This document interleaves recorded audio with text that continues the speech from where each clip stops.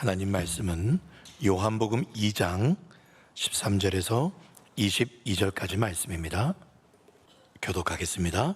유대인의 유월절이 가까운지라 예수께서 예루살렘으로 올라가셨더니 성전 안에서 소와 양과 비둘기 파는 사람들과 돈 바꾸는 사람들이 앉아 있는 것을 보시고 노끈으로 채찍을 만드사 양이나 소를 다 성전에서 내쫓으시고 돈 바꾸는 사람들의 돈을 쏟으시며 상을 엎으시고 비둘기 파는 이르시되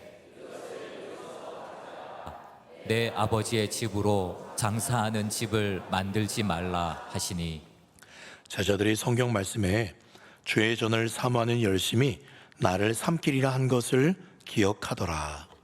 이에 유대인들이 대답하여 예수께 말하기를 네가 이런 일을 행하니 무슨 표적을 우리에게 보이겠느냐. 예수께서 대답하여 이르시되 너희가 이 성전을 헐라 내가 사흘 동안에 일으키리라. 유대인들이 이르되 이 성전은 46년 동안에 지었거늘 네가 3일 동안에 일으키겠느냐 하더라. 그러나 예수는 성전된 자기 육체를 가리켜 말씀하신 것이라. 죽은 자 가운데서 살아나신 후에야 제자들이 이 말씀하신 것을 기억하고 성전과 예수께서 하신 말씀을 믿었더라. 아멘. 참 좋으신 우리 주님을 찬양합니다. 오늘 말씀은요, 잘 아시는 우리 예수님께서 6월절에 성전을 청결하게 하신 성전 청결 사건입니다. 퀴즈를 하나 내볼까요? 예수님께서 공생의 사역 동안 6월절을 몇 번 경험하셨을까요? 6월절이면 예루살렘 가야 되는데 몇 번 6월절에 예루살렘에 가셨을까요? 공생의 사역 동안 맞춰보시겠어요? 몇 번일까요? 3번. 예, 맞습니다. 예수님께서 3년 반 정도 사역을 하셨다고 알려졌는데 많으면 4번까지도 될 수 있어요. 자, 그러면 이거는 아시는 이야기니까 쉬웠을 텐데 진짜 퀴즈예요. 예수님께서요 공생에 3년 동안 성전을 청결하게 하신 적은 몇 번 있을까요? 성전을 깨끗하게 이렇게 짐승을 내쫓으시고요 또 상을 뒤엎으시면서 이렇게 분노하셨던 성전을 청결했던 적이 몇 번이었을까요? 네? 1번, 2번, 네? 3번? 네. 지금 이게 여러분 경미하는 거 아니에요 지금? 네. 여러분 아마 마태, 마가, 누가, 요한복음을 보신 분들은 아실 거예요. 거기서는요 공관복음이라고 하죠. 마태, 마가, 누가 이 세 복음서에는 예수님 3번째 6월절 날 십자가 달리시기 직전에 성전을 청결하게 하셨습니다. 근데 오늘 요한복음 말씀은 첫 번째 지금 6월절인데 성전을 청결하게 하신 것처럼 등장하고 있습니다. 이에 대해서요 학자들이 지금 2가지 의견이 있어요. 2번 청결하게 하셨겠다. 첫 번째 6월절 날 그리고 3번째 6월절 날 그런 의견이 있고요. 또 한 가지 의견은 원래 1번인데 예수님 십자가 지실 마지막 6월절 때 성전을 청결하게 하신 것인데 사도 요한이 특별히 요한복음을 시작하는 이 2장 서두에서 바로 지난주에 드렸던 말씀 갈릴리 가나에서 혼인잔치가 있었잖아요. 그 혼인잔치 그 이야기와 연결시키려고 일부러 뒤에 있는 사건을 앞으로 끄집어냈다라는 그런 의견 2가지가 있습니다. 무엇이 맞을까요? 정답은 천국 가서 주님께 물어봐야 돼요. 네, 천국 가야만 하는 또 하나의 이유가 생겼습니다. 네, 물어볼 게 너무 많아요. 주님께 한 가지 확실한 건요 사도 요한이 가나안 혼인잔치 이야기와 이 말씀을 연결시키고 있는 것은 확실합니다. 지난주에 갈릴리 가나 혼인잔치 말씀을 통해서 무엇을 살펴봤습니까? 예수님께서 왜 이 땅에 내려오셔야만 했는가? 이유가 뭐였죠? 우리가 잃어버렸던 그 기쁨. 원래 구약에서는 하나님이 신랑이었고 이스라엘 백성들이 신부였는데 관계가 깨어져 버렸어요. 정확히 말하면 하나님과 인간, 이 에덴 동산의 기쁨이 깨어졌습니다.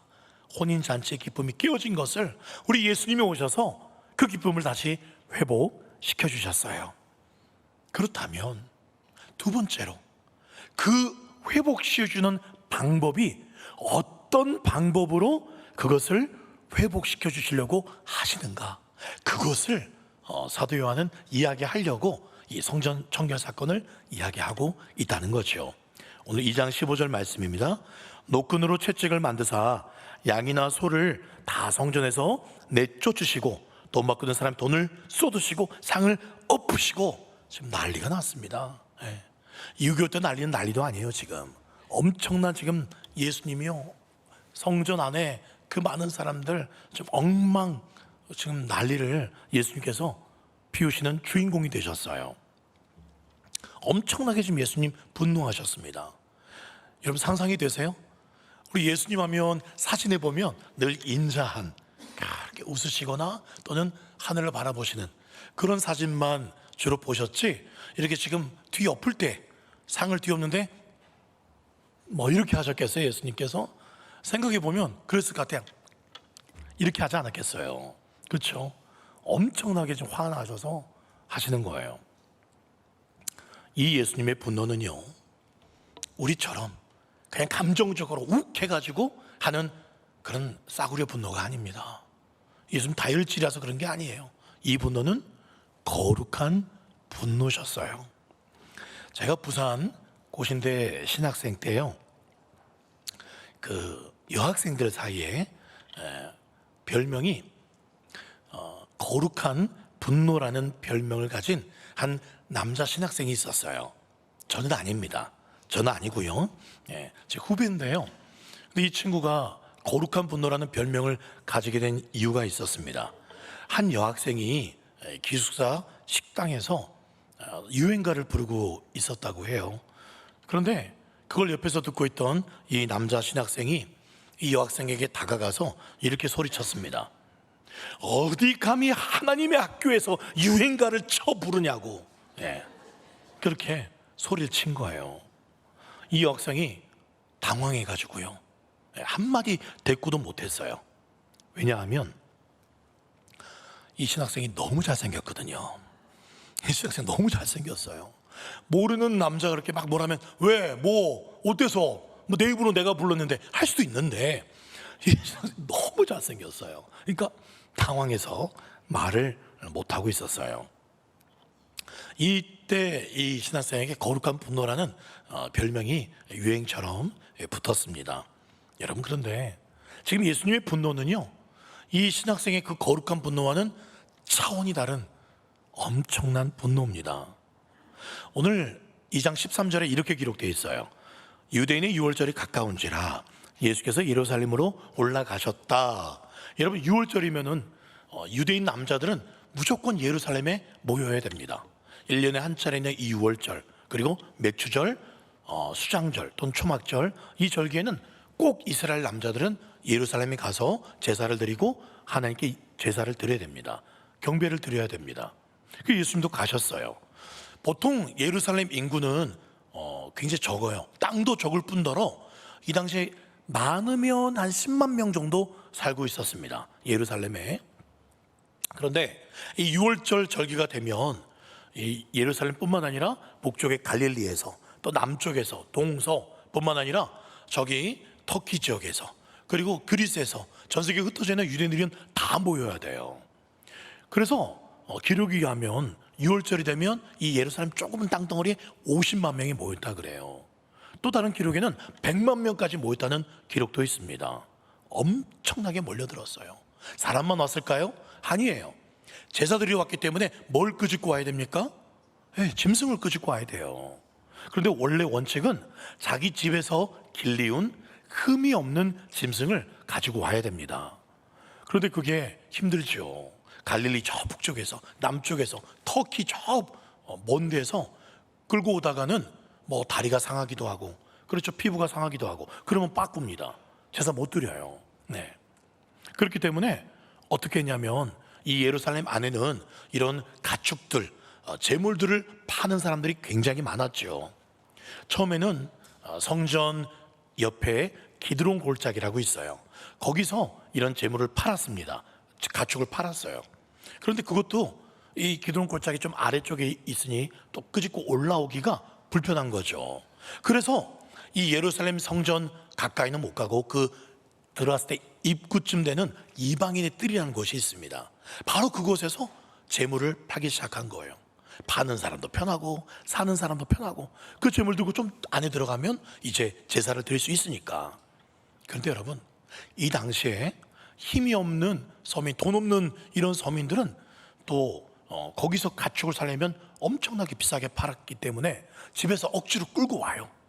돈이 없으니까 집에서 길려온 짐을 끌고 오는데, 끌고 오면 제사장들이 어떻게 했는지 아세요? 정말 애지중지 다치지 않게 흠이 없는 걸 가져와야 되니까. 그런데 가져왔는데 눈이 조금 충혈돼 있다? 빠꾸.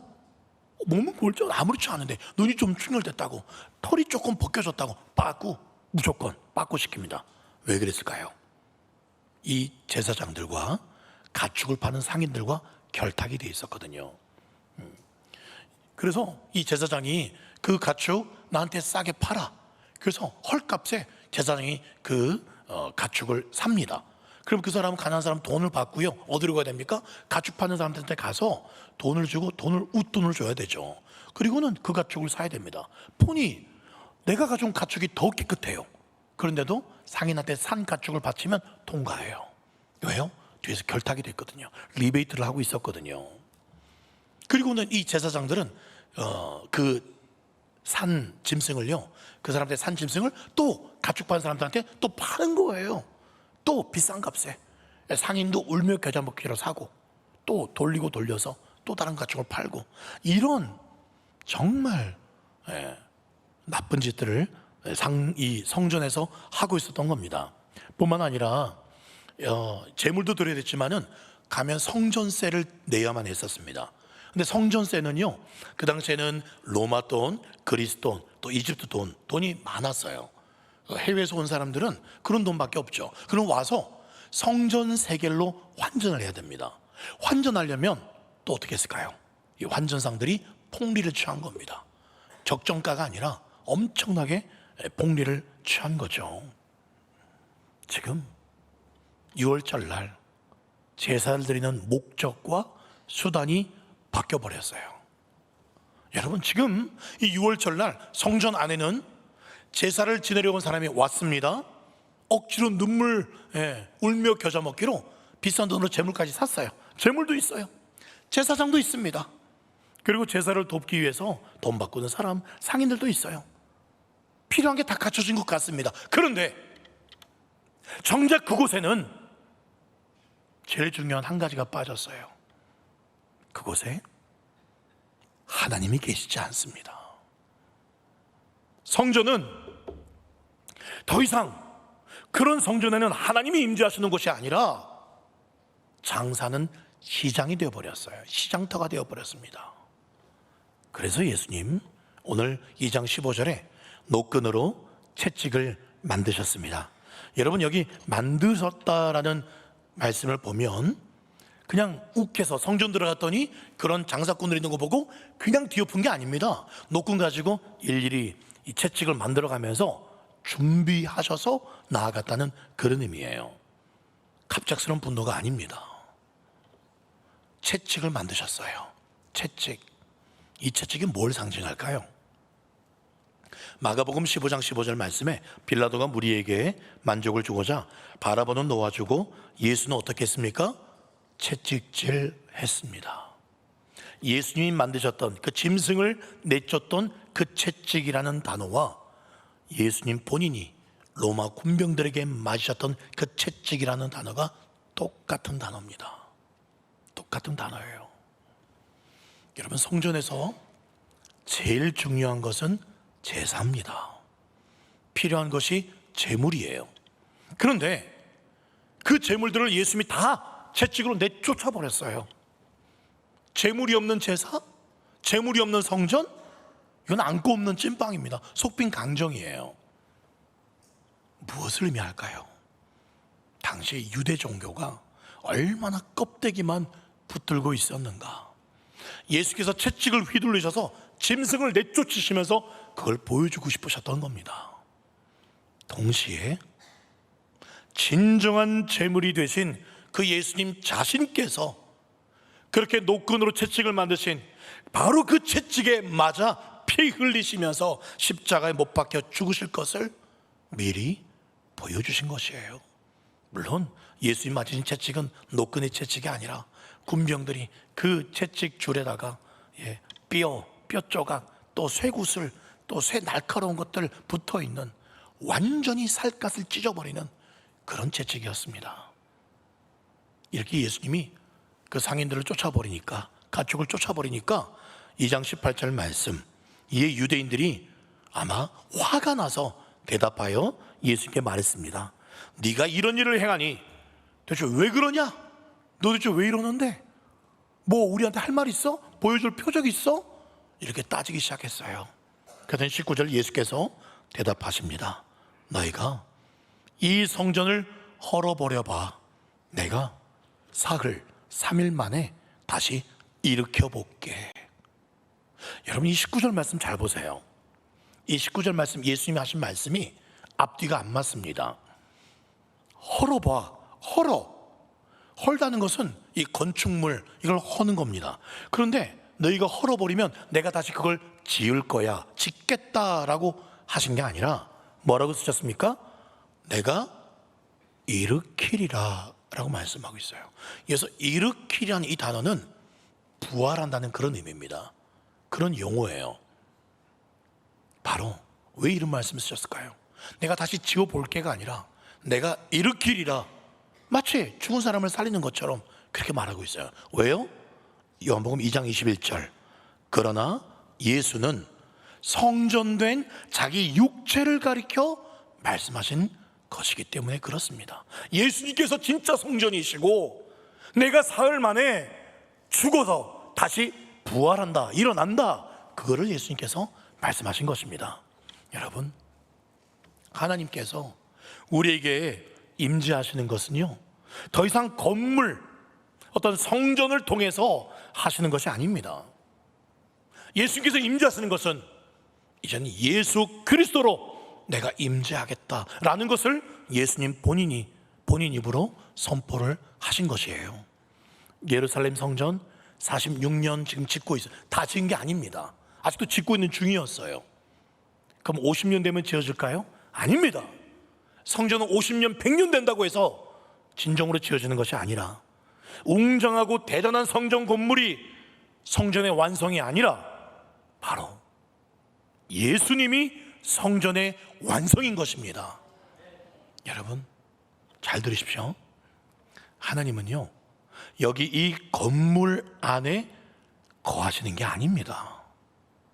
이 건물 안에 모여 계신 예수님을 믿고 예수님을 마음에 모시고 예수님과 하나 된, 연합된 바로 저와 여러분 안에, 이 모임 안에 하나님이 머무시는 줄 믿습니다. 건물이 아니라 우리의 모임이에요. 그렇습니다.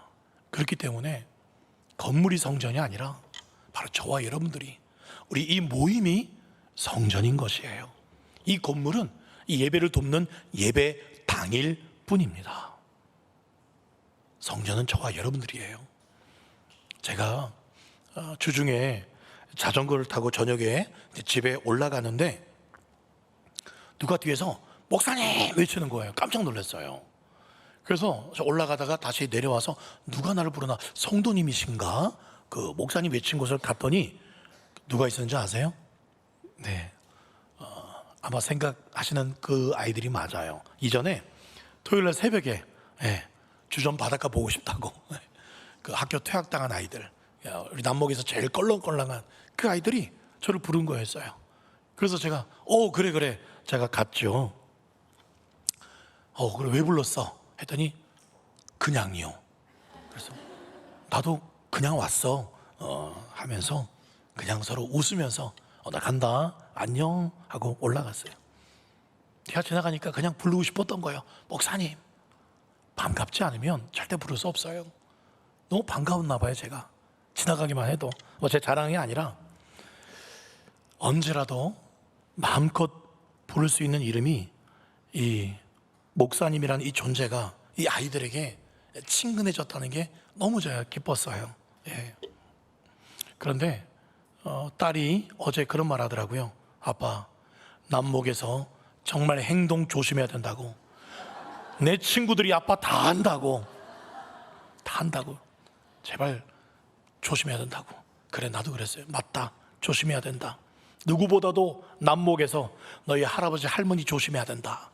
옷매무새, 행동 하나하나.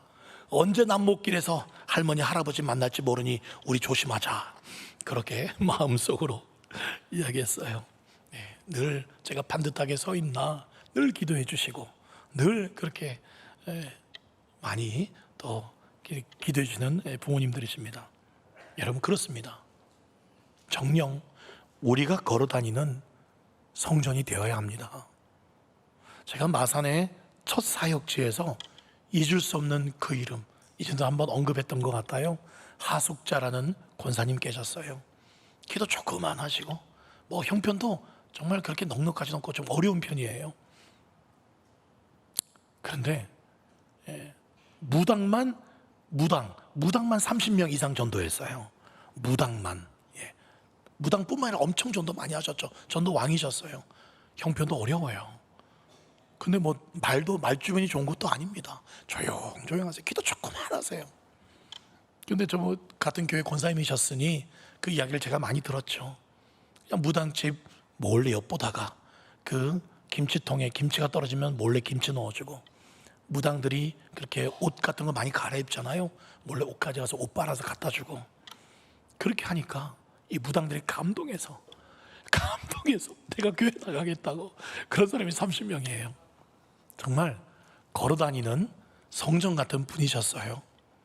저와 여러분들이 바로 언제 어디서나 누구든지 우리 이름을 부를 수 있고 예수 사랑 나눠줄 준비가 되어 있는 걸어다니는 성전 되시기를 간절히 소원드립니다.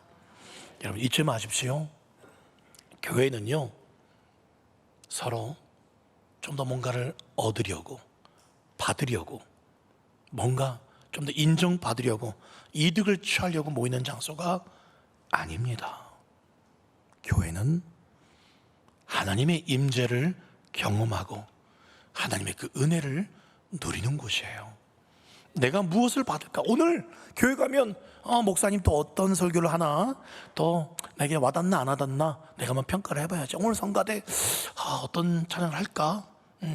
장모님 기도 또 오늘 길까 안 길까 시계 보면서. 여러분 무슨 소비자입니까? 현대의 많은 교인들이요, 그렇게 교회에 와서 내가 무엇을 얻어가려고 교회를 마치 장사하는 집으로 만들고 있지 않을까요? 이사야 1장 11절 말씀, 여호와께서 말씀하시되 너희의 무수한 재물이 내게 무엇이 유익하냐? 나는 순양의 번제와 살찐 짐승의 기름에 배불렀고 나는 숫송아지 어린 양 수면의 피 나는 기뻐하지 않아. 너희가 내 앞에 보이러 오는데 내가 너희들에게 요구한 거 아니야. 너희들 그런 마음으로 마치 나와 무슨 거래하듯이 내가 하나님께 헌금 드리니 하나님 복 주셔야만 합니다. 내가 하나님께 이렇게 좋은 옷 입고 와서 이렇게 앉아 있으니 하나님도 좋은 건 내놓으십시오. 너희들 내 마당만 밟을 뿐이야. 헛된 재물 다시 가져오지 마. 너희들 지금 이렇게 기도하는 그 분양 내 가증히 여긴다. 월삭, 안식, 대회, 유월절 내가 견디지 못하겠다. 14절 내 마음이 너희의 월삭, 정한절기 이런 유월절 다 싫어. 내게 짐이야. 내가 지게 곤비해. 15절 너희가 손을 펼 때마다 뭐 좀 주세요. 뭐 좀 주세요. 내가 그럼 믿겠습니다. 하나님 내가 이렇게 바쳤으니 뭐 좀 주세요. 그런 너희에게 내가 눈을 가려버릴 거야. 너희가 많이 기도할지라도 내가 듣지 않을 거야. 너희의 손에, 너희의 평상시의 손에, 너희의 삶의 손에 피가 가득하구나. 역시 혹시 우리에게 이런 모습 있지 않습니까? 이전에 우리가 천주교를 많이 욕했어요. 이전에 천주교는요, 돈만 내면 죄를 면해준다, 면죄부, 그걸 많이 팔았죠. 그 돈으로요, 저 이태리에 가보면 베드로 성당이 있습니다. 제가 가본 적이 있는데 지금 수백 년 전에 지은 성당이요, 지금 5성급 호텔, 7성급 호텔보다도 더 으리으리합니다. 입이 쩍 벌어져요. 자기들 이름 내려고, 자기 성당 더 멋지다고 자랑하려고. 여러분, 저와 여러분들은 다를까요? 우리 기독교는 다를까요? 하나님의 자비와 긍휼을 구해야 하는 것도 좀 부족할 판에 기도하면서 거래가 이루어지고 있어요.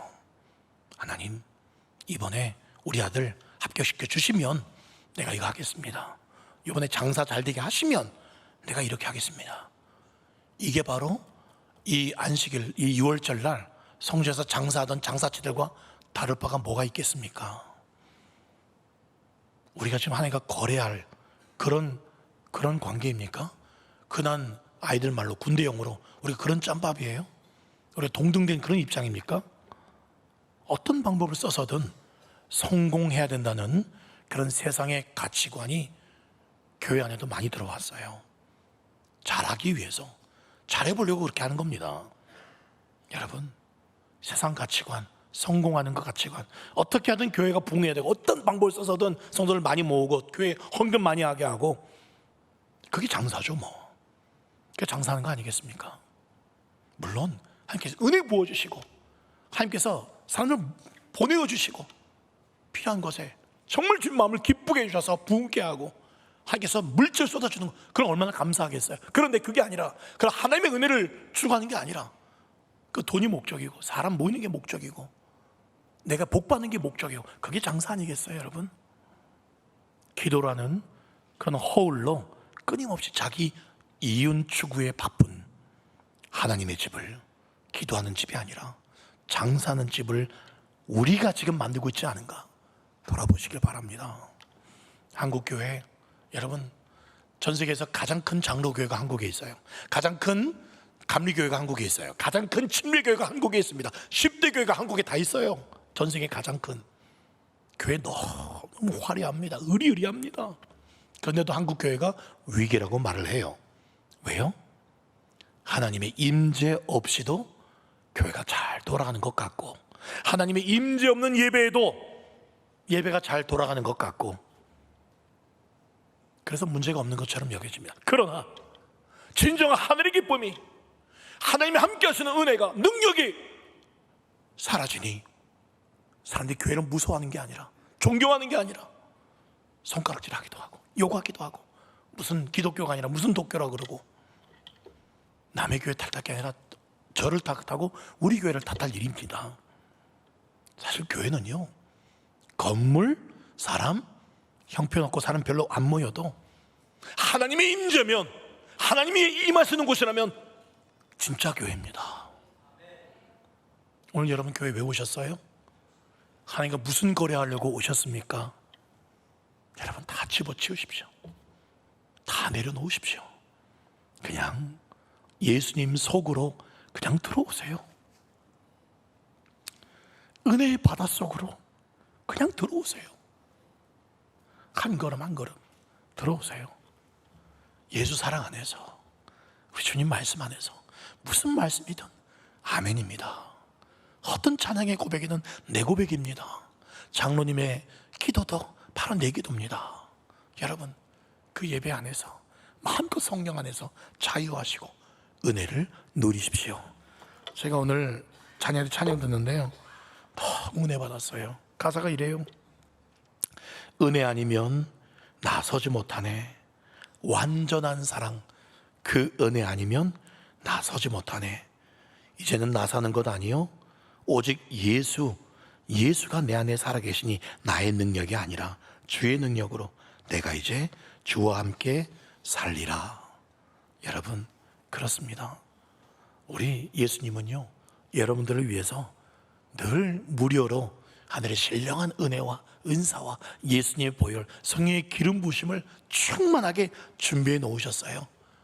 거래할 생각일랑 완전히 다 밖에 버리고 빈몸 빈손으로 들어오시면 됩니다. 가난한 마음 하나면 됩니다. 하나님은요, 우리가 겉으로 잘하는 거 거기에 속지 않습니다. 우리 마음 중심 보세요. 결국 하나님의 임재가 없던 이 예루살렘 성전 AD 70년경에 로마 티토 장군에 의해서 돌 위에 돌 하나 더 양감시 완전히 성전이 무너졌죠. 로마 카톨릭, 영원할 것 같았던 의리의리한 그런 카톨릭 종교개혁으로 완전히 박살이 났습니다. 저기 러시아 종교회라고 있어요. 러시아가 지금 이런 공산정권 되기 전에 정말 거기에는 믿는 크리스천들이 많이 있었어요. 그런데 그 러시아 정교회가 타락하니까 유물론, 신은 없다, 물질이 최고다, 공산정권이 지금까지 들어왔어요. 쓸데없는 우크라이나 침공하고 정교회가 타락해서 그렇습니다. 교회다운 교회, 예배다운 예배를 드리는 교회가 없을까? 그래서 제가 휴가 때 경주에 있을 때 주일을 껴서 휴가를 보내주셔서 정말 인천이면 인천 달려가고, 춘천에 정말 은혜로운 하나님의 임재가 있다더라 달려가고, 서울에, 제주도에 정말 하나님의 은혜가 있는 교회라면 그 코찔찔 흘리는 애기들 데리고 그 먼 거리를 갔어요. 그 교회 하나 가려고 가봤어요. 이유가 있더만요. 이유가 있더만요. 예배에 정말 눈물이 있고 뜨거움이 있고 찬양이 있고 감격이 있고 하나는 없었어요. 거래하는 사람들은 보이지 않았습니다. 구경꾼은 없었어요. 거긴 전부 다 은혜를 사모하는 사람. 주님, 내 손은 빈손입니다. 내 마음은 드릴 것 없는 정말 부족한 것뿐입니다. 은혜만을 구합니다. 그런 교회들이었어요. 제가 주중에 한 성도님과 상담을 했습니다. 이 성도님께서 오랫동안 교회를 위해서 기도하시면서, 목사님, 우리 교회에서 가장 먼저 회복돼야 될 게 뭔지 아십니까? 그래서 그분하고 이런저런 이야기하면서 다음 세대도 일어나야 되고, 또 우리 어른들도 또 양육해야 되고, 또 많은 그런 이야기를 나누면서 결론은 그거였어요. 우리 성도님들이 도대체 과연 가장 무엇에 우리의 마음이 잡혀져 있나? 세상 사람들처럼 물질은 아닌가? 세상 성공이 아닌가? 그 증거 중에 하나가, 죄송합니다, 그분과 같이 나눈 이야기 중에 여러분도 계속 기도 제목 중이긴 하시겠죠. 학신에 청소년 때까지는 정말 교회 잘 나오는데 대학 가니 청년들이 되니 교회를 안 나가는 우리 자녀들, 그런 모습 보면서 정말 우리가, 저도 지금 기도 제목이기도 합니다. 우리 자녀들이 혹시 엇나갈까 봐, 정말 우리가 정말 예수로 완전히 사로잡힌 사람이었고 예수를 최고의 가치관으로 제대로 교육했다면 우리 다음 세대가, 우리 자녀들이 교회를 안 나오고 있거나 또 물질이 최고인 것처럼 빠질 수 있겠는가? 저도 스스로 반성할 수 있는 그런 상담 이야기였습니다. 여러분, 예수님이 주인이신 교회 어떻게 세워집니까? 돈으로? 건물로? 아닙니다. 예수로 꽉 찬 그 한 사람 한 사람이 모여서 진정한 성전이 되는 것이에요. 고린도전서 3장 16절, 너희는 너희가 하나님의 성전인 것과 하나님의 성령이 너 안에 계신 것을 알지 못하느냐? 누구든지 하나님의 성전을 더럽히면, 바로 우리를 더럽히면, 우리 안에 다른 걸 채우면 하나님이 그 사람을 멸하시리라. 하나님의 성전은 거룩하니 너희도 그러하니라.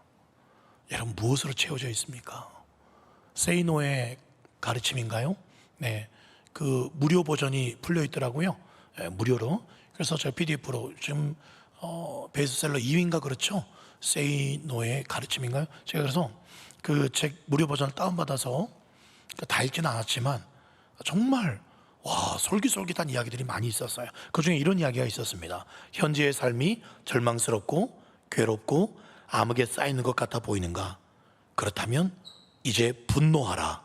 분노를 느끼는 사람만이 닫힌 문을 쾅쾅쾅 두드릴 수 있고 용수철처럼 나를 박차고 거친 세상에서 우뚝 홀로 설 수 있다. 피 튀기듯 노력하라. 이런 내용이었어요. 정말 이야기를 들으니까 막 자극적인 그런 단어들, 힘이 잠깐 나는 것 같았어요. 이 젊은 친구들이 보면 정말 도전받겠다는 생각이 들었는데, 다 그런 내용이에요. 어떻게 해야 될 병법 같은 이야기입니다. 여러분, 우리는 그런 사람이 아니에요. 물론 열정적으로 살아야 되겠지만 우리는 그런 분노나 세상을 피튀기듯이 싸우며 노력하는 그런 걸로 가득한 사람들이 아니라 오직 은혜로 가득한 사람들임을 믿습니다. 걸어다니는 성전 되셔야 합니다. 다른 것 중독되는 게 아니라 손양원 목사님 말씀처럼 술이 아니라 마약이 아니라 나는 예수 중독자 되어야겠다. 여러분, 은혜가 철철 넘치지는 않는다 하더라도 은혜가 메마르지 않는, 여전히 은혜가 흐르고 있는 그런 사람들 되시기를 소망합니다. 은혜가 늘 머물러 있는 사람, 누구든 와서 가까이 와서 앉았다가 갈 수 있는 그런 그루터기 같은 사람, 누구든 권사님, 집사님, 목사님, 믿는 사람이건 믿지 않는 사람이건 다가와서 그 그늘에 쉴 수 있고 그 사람 보기만 와도 즐거운, 뭔가 저 사람에게 생명이 있어, 뭔가 세상에 없는 다른 뭔가가 있어.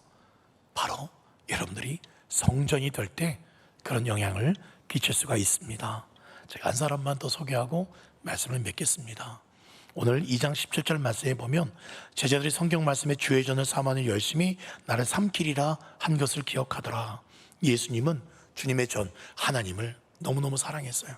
하나님을 너무너무 사랑하고 그 하나님의 집을 사랑하니까 하나님의 집에, 하나님의 임재가 머물러야 될 곳에 그런 돈, 짐승, 가축들이 머무는 것을 두고 볼 수가 없었어요.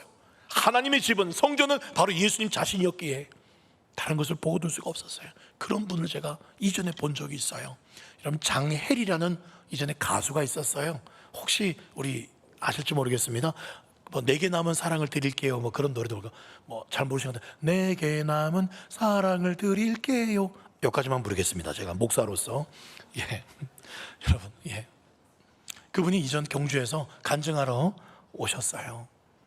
정말 인기가 많았고 돈도 많이 벌었고, 그런 너무 공허하고 너무 우울하고 정말 죽어버리고 싶었대요. 알 수 없는 이유로. 그런데 어떻게 예수를 만나게 되었고, 예수 한 분으로 꽉 차니까 연예계를 미련 없이 떠나게 되었다는 이야기였습니다. 미련 없이. 그러면서 그분과 그 간증 집회 전에 수요일 날이었거든요.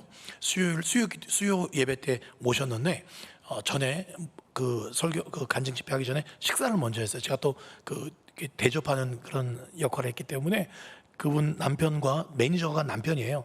그리고 저랑 또 다른 한 분이 4명이서 식탁에서 제 코앞에서 그 유명한 옛날에 그 가수가 식사하는데 굉장히 막 저도 옛날에 좋아했거든요. 예쁘장하게 생겨서 어렸을 때인데. 근데 식사하면서 그분이 제게 그래요. 목사님, 저요, 예수님 없으면 전 죽어요. 예수님 한순간이라도 전 예수님께 붙어있지 않으면 저는 죽어요. 그 말을 밥먹는 내내 하셨어요. 간증할 때도 똑같은 이야기를 하셨어요.